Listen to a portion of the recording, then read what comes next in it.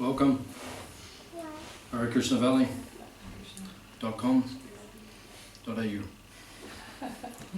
Good to see you all. How are you all doing? Is anyone too hot? You're okay? Are you okay? Or? Not hot, sweaty. It's okay. We have a fan in my office. If you want to grab it, you can plug it in over there and then maybe that might help. But that's, so yeah, today is a little bit hot. As I said in the beginning, usually we have a lot more people here. But I think because maybe it's a little bit hot, then less people are going with it. So we salute all of you. The dedicated. Yeah. Those who are dedicated, who travel through fire to be with us here today. Actually, in the ancient teachings, if you come in on the front sign, it says this is a Bhakti Yoga Ashram. So we have yoga ashrams all over the world. This one is a Bhakti Yoga Ashram. So the word yoga means connection, union, to unite. So the yogis in the past, going back thousands of years in the Himalaya. Has anyone been to Himalaya? If you go there, then there are many yogis. And the yogis, they would perform tapasya. Tapasya means austerity, to become self-realized. So one of the austerities, one of the tapasya, was that we would go into the Ganges River in the middle of the winter, right up in Hardwar, like right up in the Himalaya mountains, and they would sit in the Ganges River, ice cold, up to their neck, and they would perform meditation. And the purpose was to understand their Atma, or the difference between the body and the soul. Because if you're in the freezing cold, the only way you can transcend it, you have to understand that you are something other than the body. So you identify with your soul. Does it make sense? Yeah, it's a spiritual form of realization. And another form which is mentioned is that people could go into the desert in the middle of summer and they would light 4 fires around them. And they would start the fires in the desert in the middle of summer, and you know the sun's coming down and there's fire all around you and you're so hot, and for the same purpose, that you would understand you're the soul, that you are separate from all of this. So that's kind of like what we're doing here today. That it is very hot and everyone has still come. Because, why? Because you want to achieve something. You want to attain self-realization. But our process is much easier. We're not lighting the fires today. We're not putting anyone in the winter time into the dam in order to. It's very cold in the spring down the bottom of the hill. In the winter time, we don't tell people to go in there. Our process of self-realization is easy. Because people in this day and age, they can't do austerity. They find it hard to discipline themselves. Does anyone have a problem with discipline? You know, some people? Yeah, in this day and age, people find it can be a little bit difficult to be disciplined or to perform some hardship to attain something higher. People find that difficult in this day and age. So, in this day and age, it is recommended the process of self-realization, which is taught by Sri Chaitanya Mahaprabhu, who is the great spiritual teacher. He's in the middle, on our altar. We see him as an avatar of Krishna, or an incarnation of God, who appeared 500 years ago in Bengal, in India.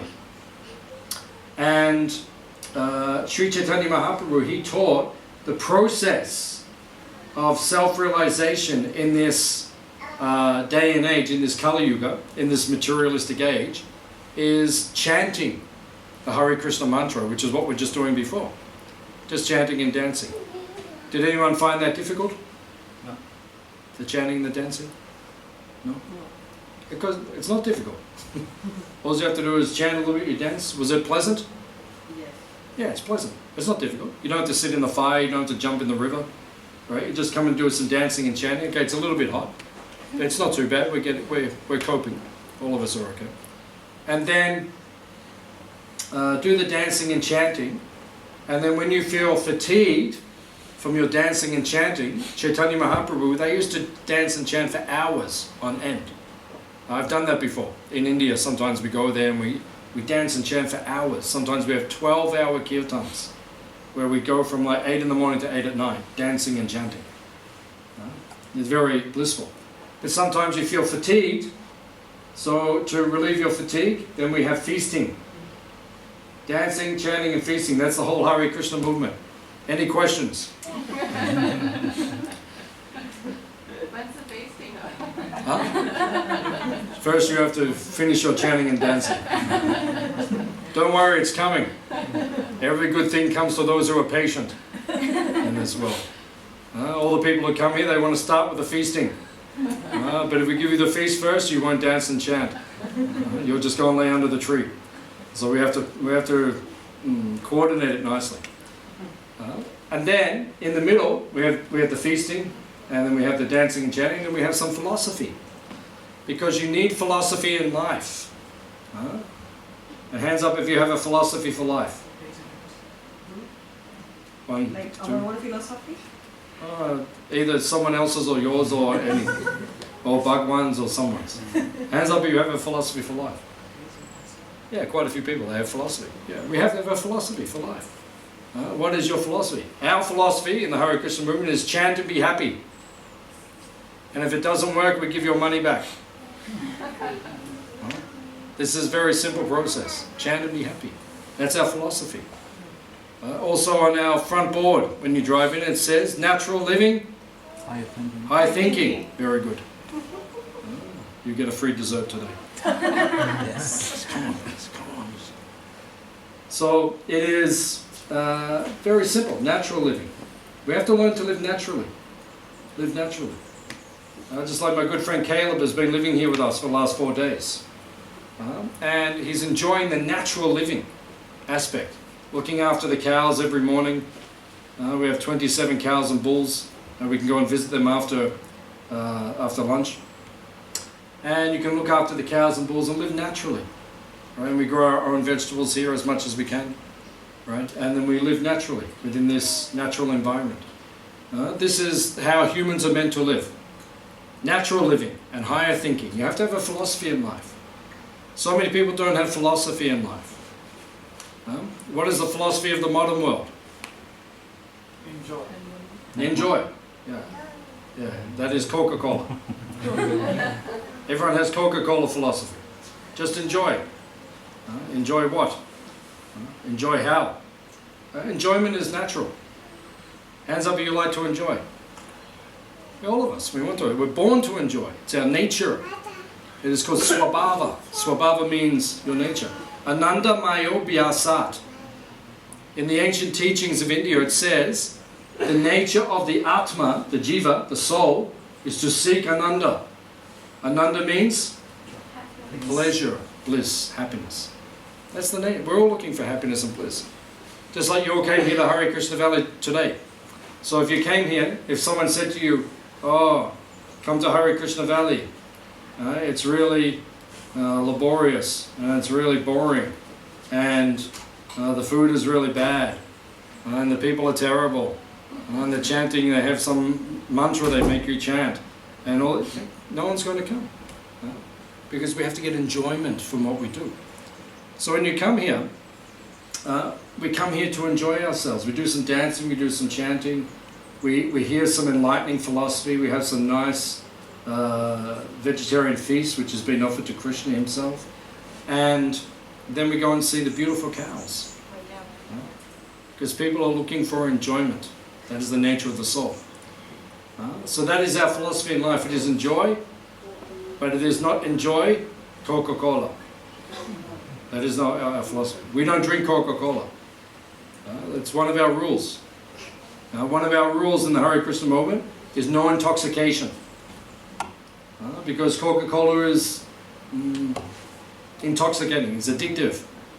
It has caffeine in it. Everyone's addicted to it. Coca-Cola, Coca-Cola.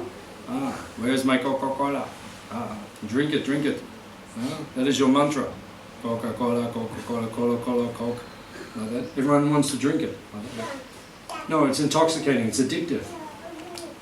And it distracts you from the higher purpose of life.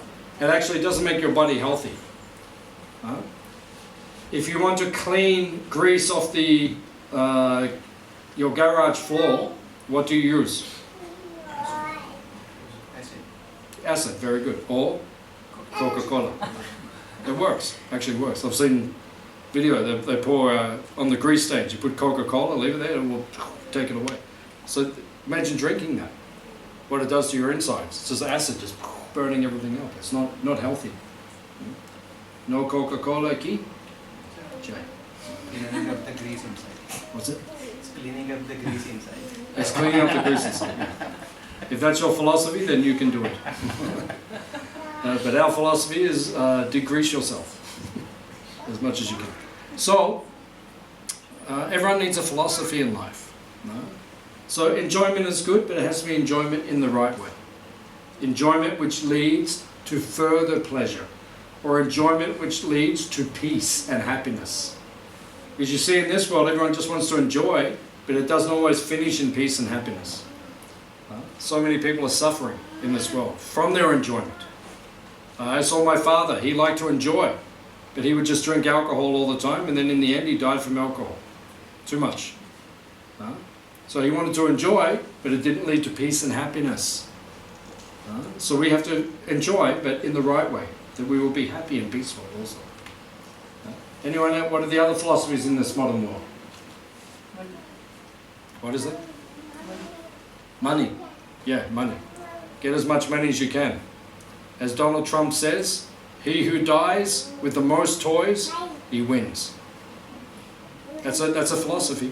Is it a good philosophy? What's wrong with it?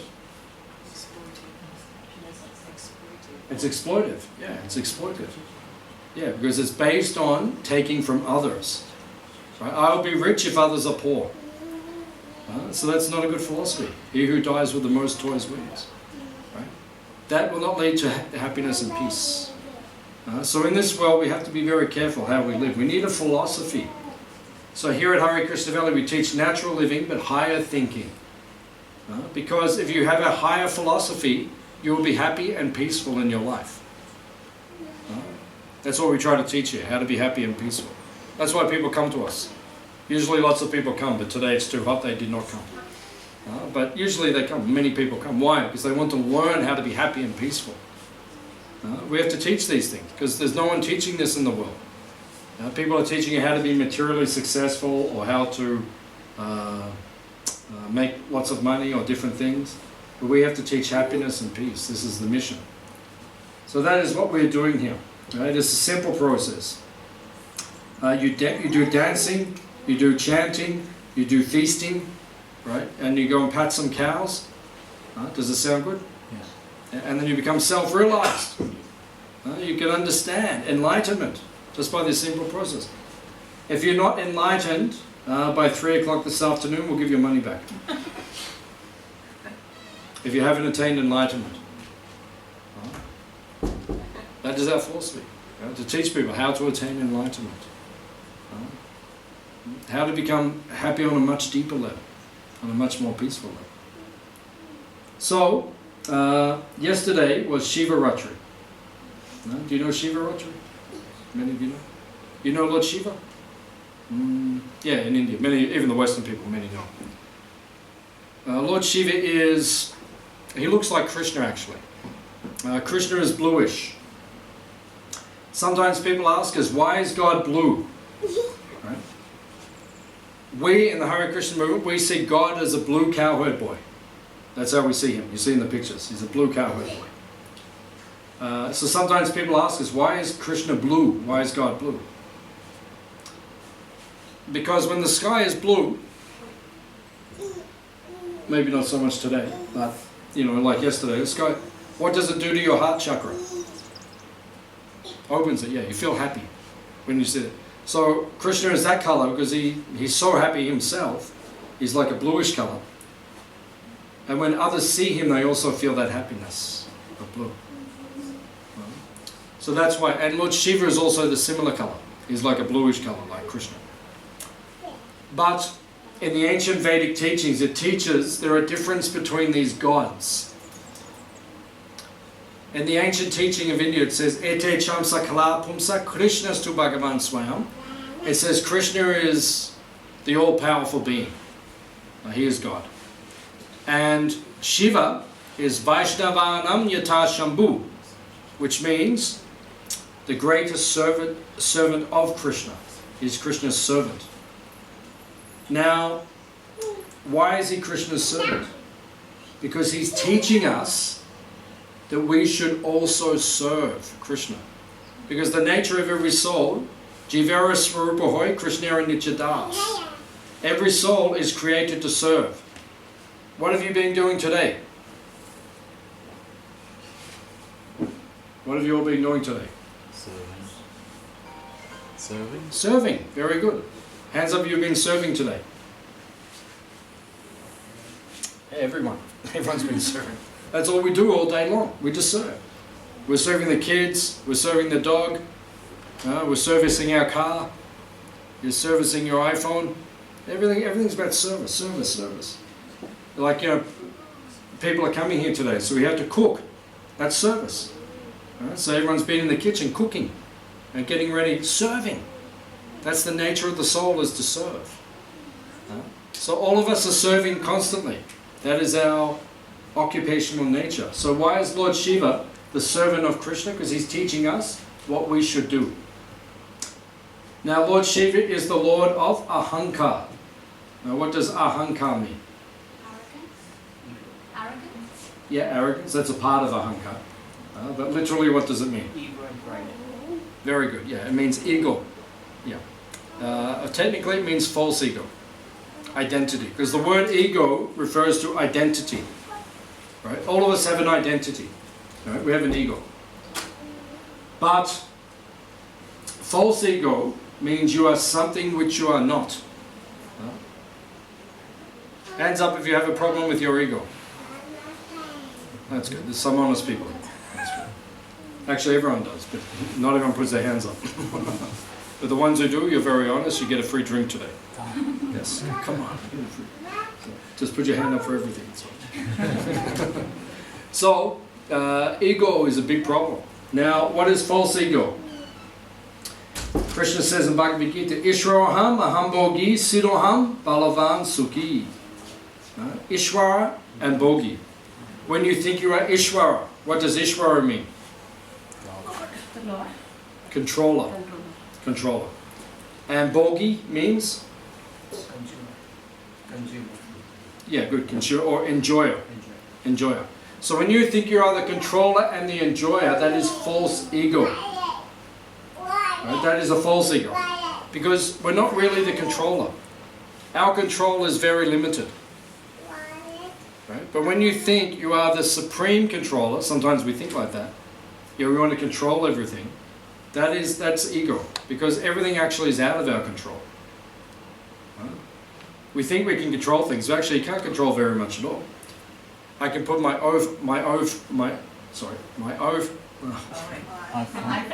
trying to say, I'm hot. My iPhone, I can put it there, or I can put it there. That's under my control. Right? A little bit of control we have. But I can't do very much more beyond that. I can walk that way, I can walk that way. I have a little bit of control, a little bit of independence, free will. I can't fly. I have dreams where I do. And I wake up and I think, how did I do that? That was cool. But I can't do it here. Right? So, this is because we think we're the control of the Ishvara, but actually we have limited control. So when you think you have too much control, more than what you have, that is called false ego.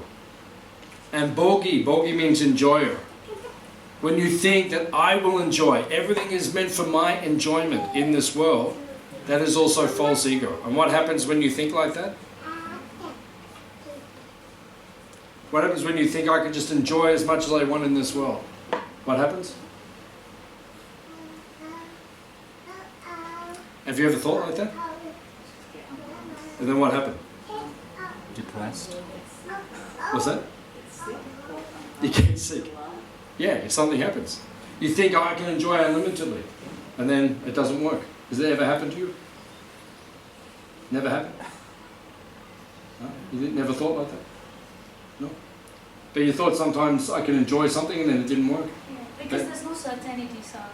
Yeah, there's no certainty. In this world, there's no certainty. Yeah. Like I had some friends a few years ago. They went up to Cairns.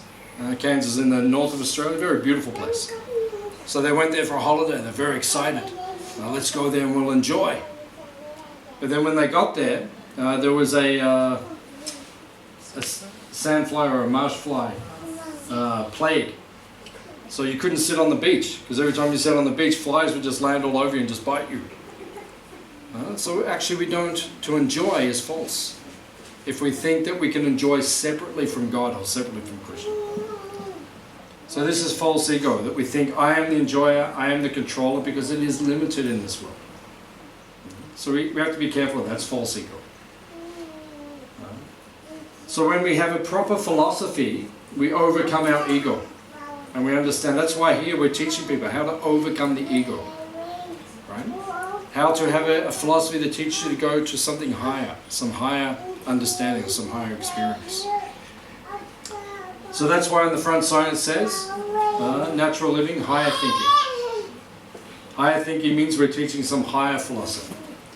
Right? So that's our process. That's the Hare Krishna movement. Dancing, chanting, a little bit of philosophy, nice vegetarian feast, go and pat some cows. Does it sound good? Yeah, it's pretty good. And you can become enlightened just by doing that. You live in an enlightened existence. That's what we're teaching here at this place. So, Lord Shiva, he is the Lord of the Ahankara, the false ego. His service is to keep everyone in this world. And who is his wife? Parvati. Parvati, Durga. Have you seen pictures of her? Durga, Parvati? She's the goddess. In India you see her. She rides on a lion or a tiger. And she's a very powerful goddess. Sometimes she has many arms. And she holds a trident. A trident means a three-pronged spear. Yeah, the trident. So, Parvati, or Durga, she is the goddess of this world. She controls this world. And she has everyone under her control. And the reason she rides on a lion or a tiger is because she's showing that she will win. She is powerful. She will win. Just like if a lion or tiger walks in here now, what will happen? Yeah, they will win. Yeah, they will do what they want to do. Have you seen the video in India? One man fell into the tiger compound. Have you seen it? Yeah. There's a man, he fell into the tiger compound, and the tiger came, and this tiger's big, like huge. And it came and it was just looking at him, and then the people outside started throwing rocks at the tiger to try to get it to go away from the man. And the tiger just looked at everyone, just grabbed him, just walked off. What was he going to do? Because the tiger and they will win. So that's why she rides the lion and the tiger, to teach us she will dominate us. In this world you cannot dominate. You can think you can dominate, that's called illusion, but you will be suppressed. It's much more powerful. This energy, this material energy, is much more powerful than us. So she also carries the trident. So what does the trident represent? She controls us with past, present, and future time. 3 elements.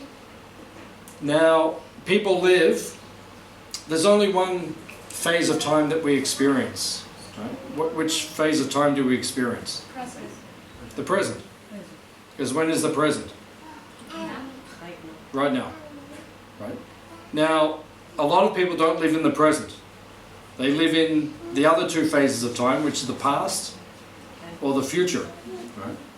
So, what happens if you live in the past? You're sad and miserable.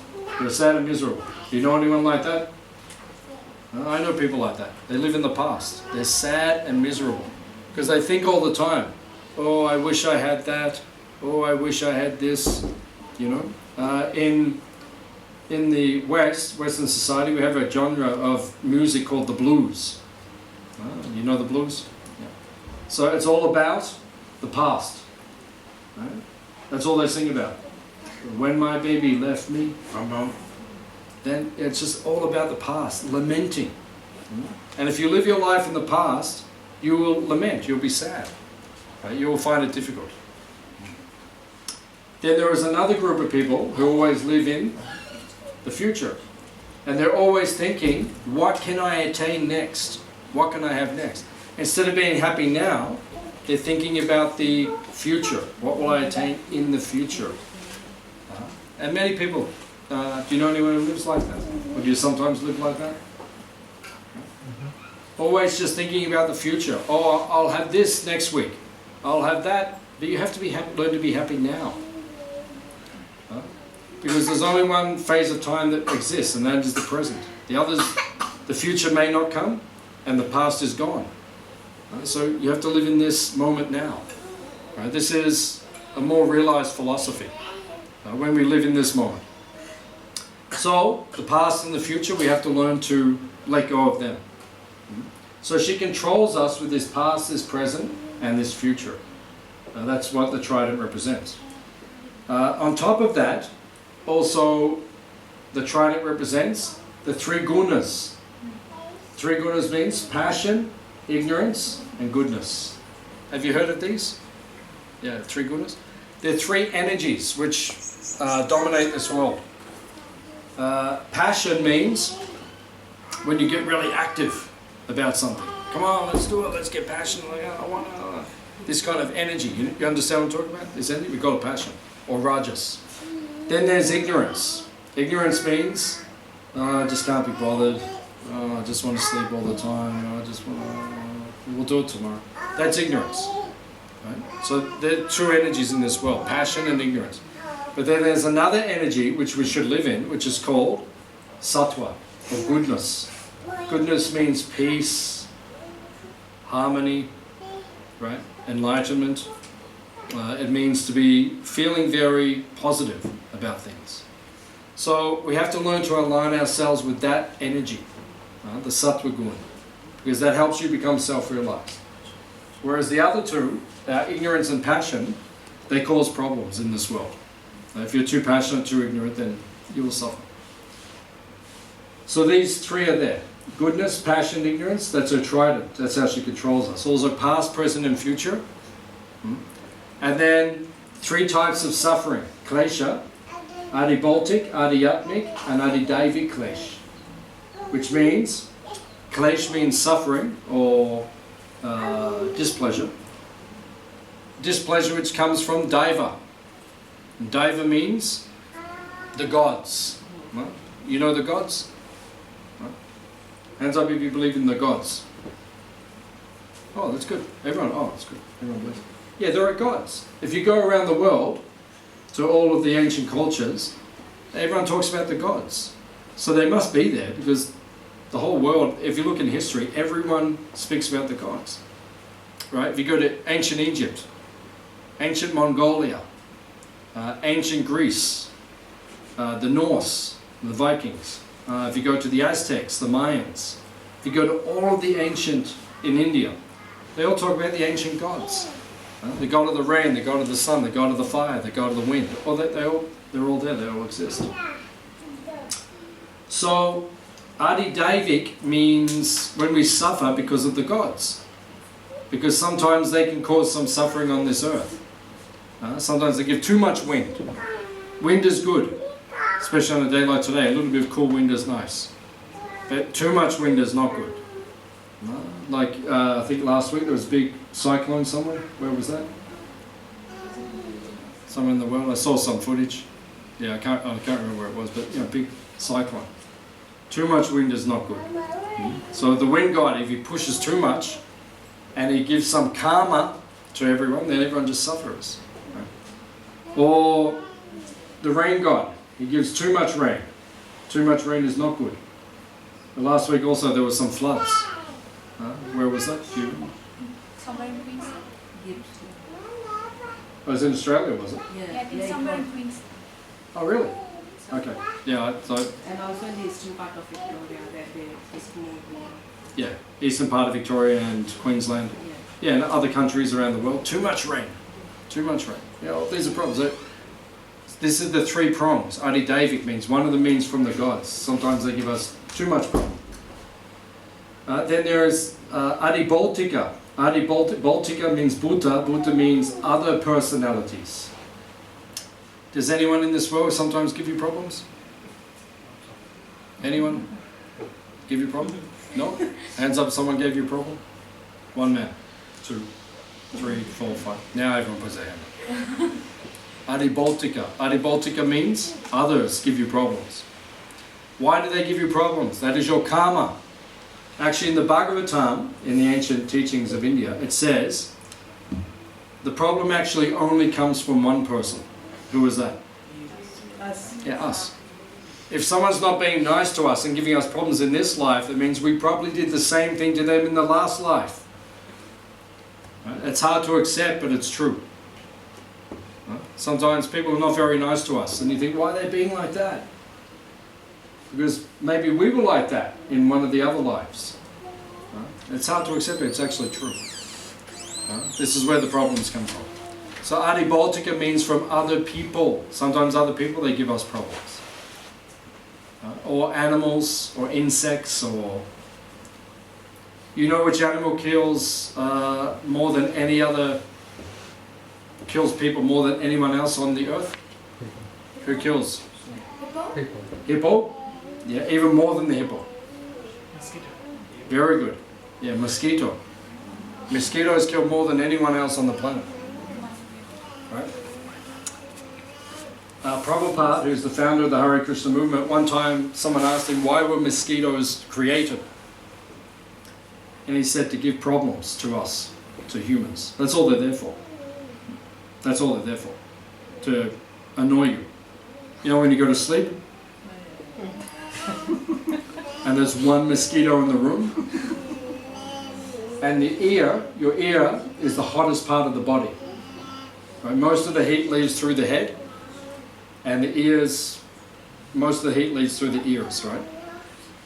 So they have a heat-seeking device. You know, you're really tired, you turn the light off, you go to sleep, and then you hear someone in the room.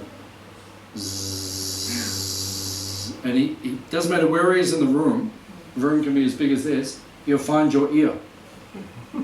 Have you noticed that? What sort of a creature is that?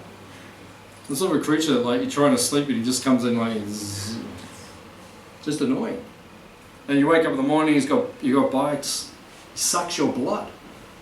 And then because they carry diseases, then they bite you, and then you get a Ross River virus, or you get dengue, or you get malaria, or you get typhoid, or all the good diseases. You know, compliments of the mosquitoes. Okay, mosquito Maharani ki jai. So many problems.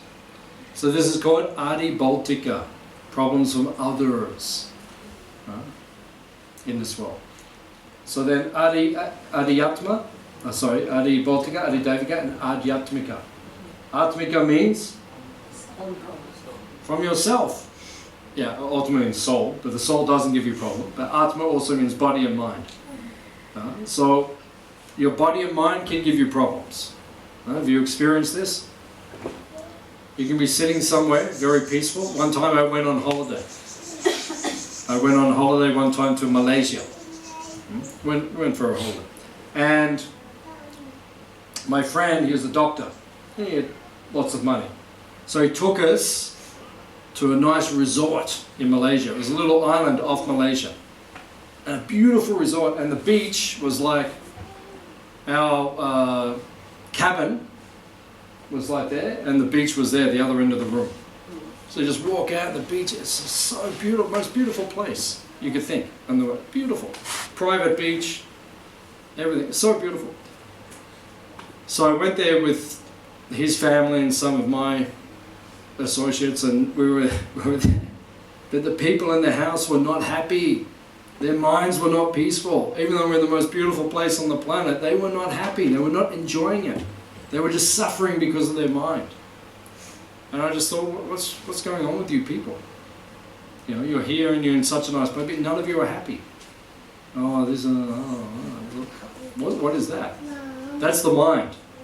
So the mind, Krishna says in Bhagavad Gita, the mind can be your best friend or worst enemy. It can be one or the other. It's either your best friend or your worst enemy. And if it's your worst enemy, you will suffer. So in Krishna consciousness, in our philosophy, our Hare Krishna, we teach how to control the mind. You have to learn to control the mind. Because when you control it, then he's your best friend. You're happy. If you don't, then. So adhyatmic means your mind can give you problems and your body can give you problems. Your body can give you problems. You know, and unlimited problems. So many problems. In Ayurveda, it says there are 64 primary diseases. 64. How many do you have? How many of the 64? Yeah, maybe we have 5, maybe you have 10, maybe you have 63. You know, or maybe you have one. One's enough to give you problems. That's why we have to look after our health. Look after your health, because otherwise you will suffer in this world. So therefore, that's what the 3 prongs of the spear of Durga, she's the goddess of this world. They represent punishment coming from higher forces, from others, and also from ourselves. That's how she controls everyone in this world. So we pray to Krishna, because Krishna is the Lord and Master of Shiva and Durga, and if he is pleased with us, then they will also be pleased with us. And then our life, you can't avoid problems in this world, but you can minimize it. Right? We want to minimize the impact of this world. You can't avoid it because problems will come, but you want to minimize it. So that's what we're teaching here. That's what our philosophy is about here at Hare Krishna Valley. How to minimize the impact. So I'll stop here. Does anyone have any questions or any comments on anything that we discussed today?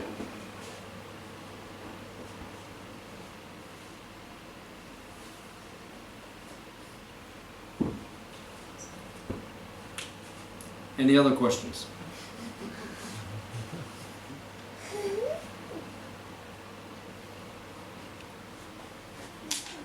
Everyone is either really hot or you've attained enlightenment. There's only 2 options. Any questions you'd like to ask about any spiritual topics or anything at all? We can answer your questions on. What is spirituality? What is spirituality?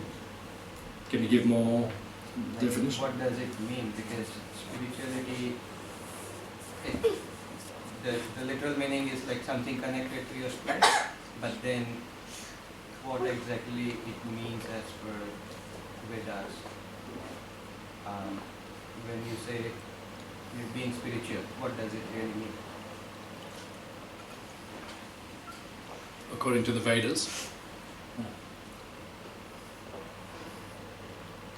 It's a good question. So, what does spirituality mean, according to the Vedas? Very good. The essence of all the Vedas is called the Bhagavad Gita. So in Bhagavad Gita, it explains that to be spiritual means to understand your soul. Dehinosmin yata dehe komaram yovanam jara yata dehantara praptya dhiras tatra namuyati. Krishna says in the beginning of one of the famous verses in Bhagavad Gita. So it means that one must understand the difference between the body and the soul. That's what real spirituality means. Yovanam komaram jara, or komaram yovanam jara. The body changes as time goes by. Komara means small. Yeah, like young, like your son. Komara means young. Yeah. Yovana, youth. And when you get older, you become youth. Komara, Yovana, you grow. Jara, yeah, means old. Old person. So we all go like that. We all change. So in the Bhagavad Gita, Krishna teaches, although the body changes, the soul remains the same. You're the same person, but your body is completely different. You don't look anything like you did 20 years ago. In another 20 years, you'll look very different. Right? So our body is changing, but the soul is the same. That is real spirituality. To understand you're not the body, you are the soul. To understand that, you must become dhira. Krishna says, dhiras tatrana muyati. Dhira means sober. Means you have to become beyond the influence of this world. Or not, how do you say it? Not bewildered by this world. That's what it means to become spiritually enlightened. You're not bewildered by the world. You understand. It is false, it is temporary. Your body is false, it is temporary. Your soul remains, it will continue on. So that is real enlightenment. That's real spirituality. Some people use this word all the time now. Spirituality. But this is what it actually means. Is that okay? Any other point you want to make? That's okay. Any other questions about anything?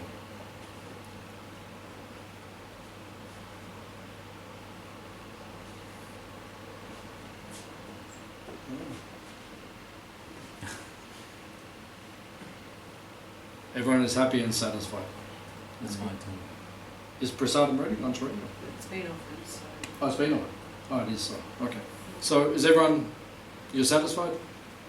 We had some nice dancing and chanting. We had nice philosophy. Now we'll have some nice vegetarian feast, which has been offered to Krishna. This food, just by taking this food, we call it prasad, you can attain enlightenment just by eating this food. Why? Because the food has been offered to God, offered to Krishna. And He spiritualizes it. Makes it so when you taste it, you become enlightened or purified just by taking it. That's how powerful it is. So it's actually a form of yoga. We call it bhakti yoga. Where you offer the food with love or devotion, and by taking it, you'll also become purified. You'll become enlightened. So it's a very nice process. The Hare Krishna movement is very nice.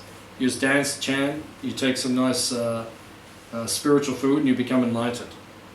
Okay, so we'll go and have some spiritual food now. Where will we serve? In the dining room? Okay. So we're going to go into the dining room next door. And then hopefully there's enough room for all of us in the dining room. If there's not, then we also have a games room at the back. So if there's or you can sit outside as well if you don't mind the heat. Those of you who don't mind the heat, you can also sit outside. And then afterwards, then we'll go and visit our sacred cows, if you'd like to come and visit us. Like that. So thank you all for coming. Thank you. It's very nice to have you all here. Hare Krishna. Hare Krishna.